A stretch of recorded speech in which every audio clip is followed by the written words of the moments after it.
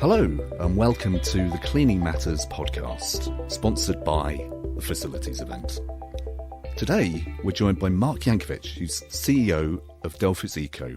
Good morning, Mark. Good morning, Chris. Lovely to speak to you. It's very difficult to do these things because we try and keep it topical, but obviously things are changing every day in the news.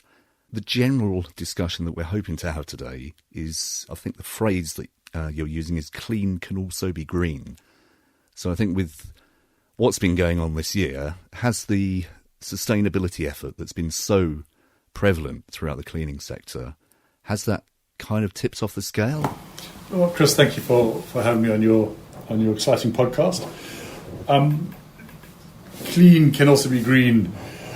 Well, cleaning obviously right now is on everybody's mind, and everybody is either panicking about it or trying to do their absolute best, which means that people are using cleaning products at huge quantities and an exceptional amount. What my business does is makes cleaning products that are eco-friendly and that are designed to be safe for the environment and safe for aquatic organisms. And what we're saying is that you can actually get cleaning products that aren't nasty bleachers that then get poured down the drain and have an unintended consequence when we're trying to be as clean as we possibly can in our homes and our work environment. I think during the initial lockdown, the main concern was people actually trying to get hold of particularly sanitising equipment. Did you notice, after the initial panic, did you notice a change in the way people were contacting you with inquiries? Well, I think if you're a manufacturer of cleaning products, from the second week of March, the phones just started to melt. We had phone calls coming in from 6 in the morning till 10 at night from across the world, really. So in that respect, we were able to help. So we were one of the people that could really be nimble and move around and make sure that we kept product flowing. So yes, the quantum of increase from A, inquiries, and B, sales went up many hundreds of percent. What was interesting was to try and educate people too, to say you don't need to buy nasty cleaning products. You can actually buy better, more environmentally friendly cleaning products. And also, I think there was a poor miscommunication by the government and the NHS stating that alcohol was the only product that managed to kill coronavirus, which is totally untrue. So I was stalking Professor Chris Whitty on Twitter, and the head of the NHS telling them to change their language because that alcohol had run out and people couldn't get it. And their understanding was that it was the only product that could actually kill coronaviruses, which is not true. There's lots of stuff that can, and we had an alcohol product which we stopped selling because it has issues, or stopped making because it has issues, and we've got a better product that does a better job. So yeah, that's where we are now. Again, after the initial panic and things have hopefully settled down a bit now, are people more aware? Are they actually actively asking for greener products? Thank goodness things have settled down a lot. Supply chains were horrendous. We make all of our stuff in the UK. However, raw materials do come from different parts of the world, and the Spanish shut their borders, the Germans shut their borders, which kind of makes you question the interconnectivity of the EU bloc. And the Chinese shut their borders, so it was incredibly complicated to try and get product or raw materials into the UK for us to blend them here. That has settled down, and things are much better. I think what we are seeing is people not the great thing that lockdown was, but I think lockdown gave people time to reflect. And what we're seeing people thinking about their lives, their lifestyles, and how they can do things potentially differently going forward. So the notion of build back better, I think, is getting stronger and stronger and stronger, and people are talking about it more openly, going, how do we reopen our businesses? How do we kickstart our lives in a better way? And one of those is, we don't want to be pouring nasty chemicals down the drain. We can actually go and look for slightly more eco-friendly ones. There's an interesting article appearing in the September issue of Cleaning Matters from Delphis Eco, and one of the quotes on here: packaging is increasingly hitting the news as an area where businesses and consumers are driving change. According to the BBC News, an estimated 1.3 billion tonnes of plastic is destined for the environment by 2040 unless global action is taken. Are the general public aware of this, do you think? More so.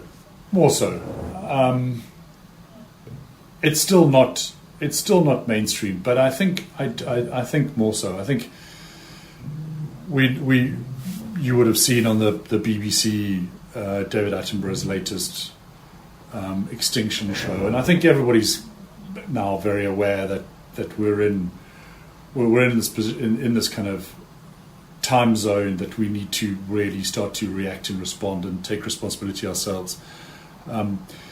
Plastic is yes, it's. I'm a supporter of plastic, but I'm a supporter of plastic because it has huge value. But I'm a massive critic of what we do with plastic after we've used it, and I think it's a shocking indictment that we can make things like this, but then don't think about the consequences afterwards. And I know Delphis Eco you've launched 100% post-consumer recycled plastic bottles, which is straight from UK waste streams. Tell me about that. Yes, as I said, I buy a lot of plastic. Obviously, we bottle all our products in plastic, and as I say, I support plastic as a component. It was just bizarre that I couldn't buy recycled plastic, and I couldn't understand why I couldn't go to the local rubbish dump of where you see piles and piles of plastic and go, well, why can't I just take this and melt it down and reuse it, and create a circular infrastructure. We have factories across the Midlands, but our business is in London, and there's an incredible amount of waste in London. You just have to look at the Thames and see it floating down the Thames, and thought, why can't I take that waste and why can't I repurpose it and make it into bottles that we can then put our products into. And that was an incredibly long, arduous and difficult journey where every single person I spoke to said it was just not possible. And I think it took probably 6 years fighting regulators and waste collectors and local authorities.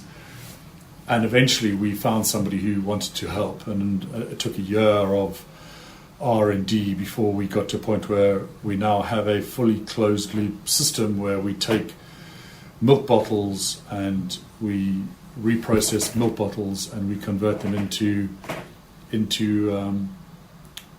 our cleaning products. We did one of our customers owns a rather large pub chain, and they go through obviously a huge amount of milk bottles, and we did a carbon calculation of if we took those milk bottles and converted them into our cleaning product bottles, which then go straight back to the pubs, would save them 14 tonnes of carbon. Because last year I know you launched the recycled plastic rating, RPR. Can you tell us a bit about that? So the RPR I created to try and build awareness around single-use plastic. There are 26, I think, ratings which talk about the recyclability of plastic, but there isn't a single rating which talks about whether it has been recycled. which again for me is strange. And I said we need to turn the conversation completely on its head. It's not about whether a piece of packaging is recyclable, it's whether it has been recycled. And in my mind, you as the customer can then go into a shop and you can go, I am buying a product that is wrapped in conscientious packaging versus I'm buying something that may or may not get recycled. And I can do my best to put it into the waste stream, but in reality I have absolutely no control whether it does or doesn't get recycled. If I buy something that has got a kite mark on it that says this has been recycled, the consequence of that will be your big consumer brands will then go to the waste collectors saying we need recycled content, and the waste collectors then go, okay, great, we now need to go and collect plastic and would rather recycle the plastic than just go and pretend we're collecting and recycling it, which they don't, and they send it to the Philippines and it then lands up in the ocean, or it goes into rivers or goes into the environment. Again, in this feature you're talking about the future, moving away from single-use units and refillable solutions. What are the plans for that? I mean, obviously everything we do is around trying to reduce our footprint, and I think it should be, and that's obviously Delphis, that's a Delphis eco DNA, but that should be everybody's DNA. And you know, we don't encourage people to use single-use bottles. We don't encourage people to throw things away. We encourage people to reuse them, and we encourage them to try and buy concentrates and then refill from a concentrate, which means you have a massive reduction in plastic, you have a massive reduction in carbon. So it's a constant educational program where we try and say to people, you know, we don't want to be in this waste society or thinking. We want to go into a more circular reuse, rethink model. Through social media outlets, I think there is a much more awareness of sustainability these days. Are you finding that, you know, since over the last 5 years or so? Certainly. There's a huge amount of awareness. I've been doing this. I left my overpaid banking job in 2007, and you know, with a desire to try and help change the world and create a net positive business. So you know, I've been doing this for a while, and you know, I always remark that in 2008, 2009, there wasn't a single company that had a person with a title, you know, say sustainability officer. They just didn't exist. And now you see BP with a huge environmental policy, which I hugely applaud, and the stock markets applauded it. And you know, they've got some very big hitting, very impressive sustainability officers advising the chief exec. So in that respect, yes, there's been a huge shift. As far as I'm aware, I think there are only 12 FTSE companies with individuals that represent sustainability on their boards. But you know, that's another thing that's going to have to change. You're going to have somebody on your board that actually has accountability for sustainability within your business. My nervousness in, you know, when I left my banking job in 2008 and thought, you know, the world has to go green, we were in a triple dip recession, you know, in the teeth of a howling gale, and nobody cared. I fear that with the current pandemic, it will go off the boil a bit. The people that I've asked say that it won't. It's now too embedded, it's too ingrained, there are too many people that have a vested interest for this to only get higher up the agenda versus slip down the agenda. Yeah, I think going forward, I mean, the average person, you don't want to generalise, this time last year may not have considered hand sanitizer as a vital, you know, part of living. I think now that ethos has changed, surely sustainability is the natural progression as people, you know, it's an essential, you know, bread, milk, sanitizer. So it's got to be inevitable, hasn't it? Sustainability is going to be more ingrained in the general public. Well, certainly cleaning is. People will. So cleaning is now in, and that behaviour will not change. I don't believe for the next going forward. It's now up to us to educate, to say, do you know what? You don't have to use nasty cleaning products in your homes and in your offices. You can use better, more environmentally friendly cleaning products that do the same job, that do not impact you as the user or the cleaner or your clients and customers that come into your environments. And I think that's what's really important to educate, is that yes, we are now in this hyper clean environment, but let's be conscious about our purchase choice. I'm guessing there's a difference in educating the public and educating, say, purchasers or buyers who may be limited by, have budgetary constraints. Is that, you hear stories of people saying, well, we're definitely going to go greener, we're going to buy this particular product. If somebody's on a budget, they're going to go up for the cheapest one sometimes. How do you educate that kind of attitude? So,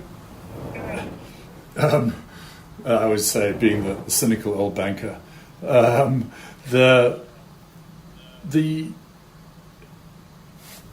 in my experience dealing with buyers, they don't care about sustainability. They care about whether the product works and whether it's cost effective. Third is sustainability. So our products are priced. They have to work first and foremost. They have to be cost effective second, and then yes, they have a sustainability element to them on the side. So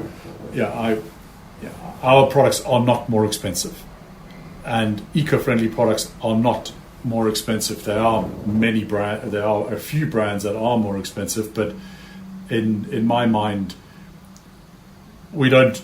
In the commercial market, you have to be price sensitive and be able to offer your products to everybody. There's loads of cheap and nasty products out there, but they are not sustainable. But from a general perspective, if you are the facilities manager of a big building, you 100% can get your hands on eco-friendly products that are in line with the nasty stuff that you're currently buying. So as we continue this year, as we're recording today, there's been further announcements that things may not be pressing forward as we'd hoped for the time being. So how difficult is it to plan going forward? The simple answer is very.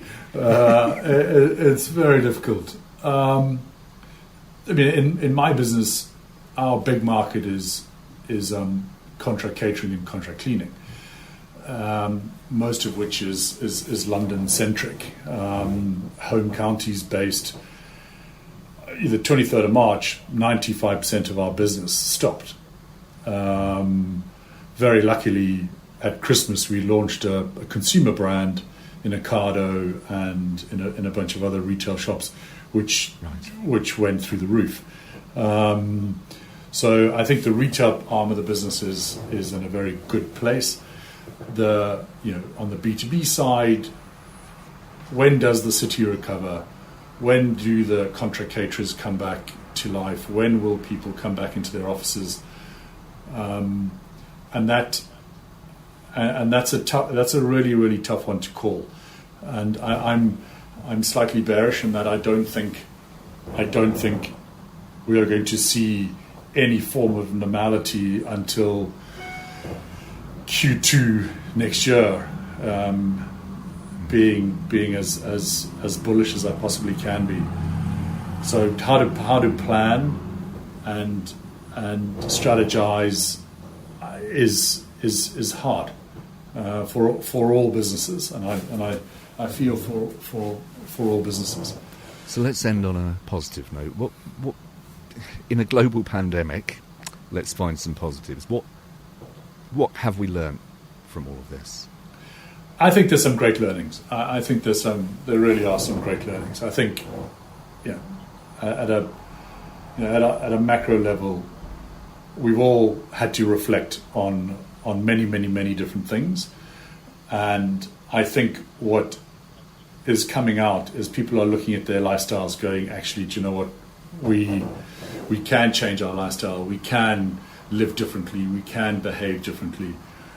And I think it's given everybody that kind of stop, rethink, and then choose a new path to be able to behave more responsibly and more sustainably. So I think from a sustainability perspective, this is a huge kind of marker where the world is going to come out of this and think, actually, we need to behave differently. And one of those behavioral changes will be living more sustainably, thinking more sustainably, and the environment will be a benefactor. Mark Jankovich, CEO of Delphis Eco, thanks very much for your time. And for more information on Cleaning Matters magazine, sponsored by Facilities Event, go to cleaning-matters.co.uk.